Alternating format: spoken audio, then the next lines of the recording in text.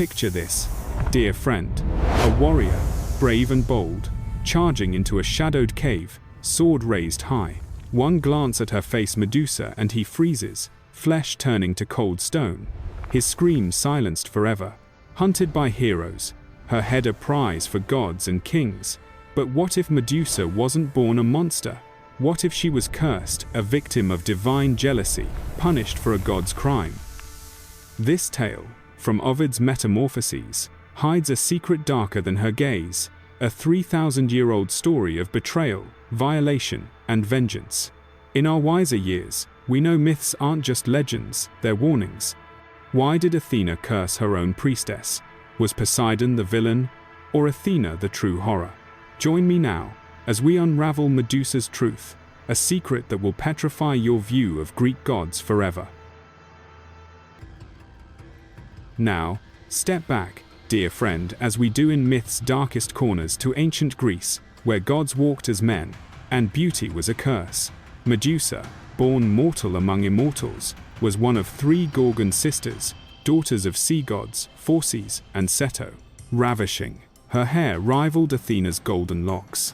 As Athena's priestess, she vowed virginity, her beauty drawing pilgrims to the temple not for gods, but for her. But Poseidon, god of seas, lusted fiercely. In Ovid's Metamorphoses, he saw Medusa as Athena's prize to steal. Rejected, he forced himself upon her in Athena's sanctuary, a violation that shattered her vows. Athena, enraged not at Poseidon, but at Medusa, cursed her. Her envy twisted beauty into horror. Locks became venomous snakes, hissing eternally. Eyes turned men to stone with a glance. Exiled to a remote island, Medusa became the monster heroes sought. Many charged her lair Bellerophon, Jason, but all petrified, their stone forms lining her cave like trophies. Until Perseus, Zeus's son, tasked by King Polydectes to fetch her head as a gift. Aided by gods Hades' invisibility helmet, Hermes' winged sandals, Athena's reflective shield, Zeus's sickle, Perseus approached unseen. He raised the shield, avoiding her gaze, and severed her head. From the neck gushed Pegasus, the winged horse, and Chrysaor, a golden warrior, Poseidon's children. Perseus fled, her head in a sack, its power turning foes to stone. But, oh, the horror! In Basil's 1634 tale, Medusa's sleep echoes violations, her curse a divine rape's aftermath. Why punish the victim? Let's dive deeper into the gods' sins. Now, imagine this, dear friend, standing in Athena's temple 3,000 years ago, where beauty was a blade.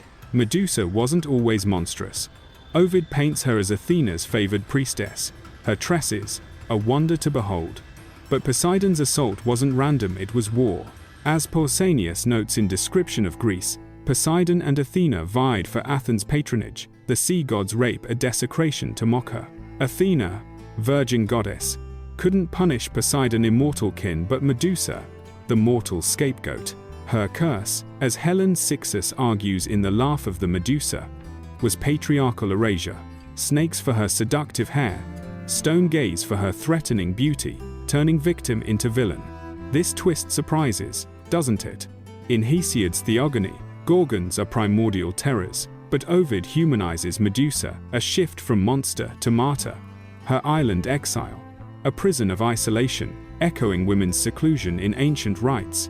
Perseus's quest, aided by Athena's shield, ironic, the cursor aids the killer. From her blood sprang Pegasus, symbol of inspiration from suffering, and Chrysaor, golden sword-bearer, hinting Medusa's legacy as creator, not destroyer. As Van der Zijlko explores in The Gorgon's Gaze, Medusa's head became an apotropaic amulet, warding evil, her horror a protector. But why blood? Why snakes? Let's plunge into the myths that birthed this curse. Dive now, dear friend, into myth's abyss. The spindle. No, Medusa's curse is a mirror of divine sin. In Norse echoes, as John Lindo notes in Norse mythology, Loki's betrayal births monsters. Medusa, born of God's envy. Her snakes? Phallic symbols, as Sigmund Freud suggested in The Interpretation of Dreams, Athena's revenge for defilement in her temple.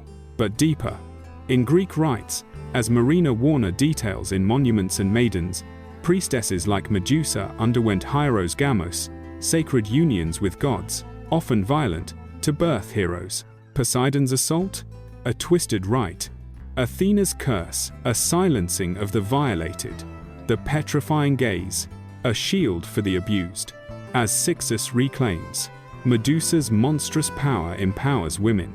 Perseus's beheading, with Athena's shield. Ironic, her gift kills her victim. From the neck, Pegasus emerges, symbol of poetry from pain, as Ovid describes. Her head, on Athena's aegis, becomes a talisman warding evil. As Pausanias records temple carvings, this isn't villainy, it's survival. Why Athena's jealousy? As Zyko argues, it reflects patriarchal myths punishing women's autonomy.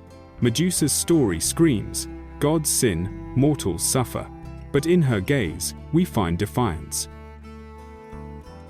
As thorns fade, let's reflect, dear friend, in our wiser years on Medusa's haunting truth. This myth is a mirror of power, beauty cursed into horror, violation into vengeance. Jung saw Gorgons as the shadow self, repressed rage breaking free. Today, Medusa inspires me too, as Cixous' essay reclaims her laugh. Her gaze? Empowerment, turning predators to stone. This tale, born in ancient sins, whispers, your curse is your shield, your gaze, your power.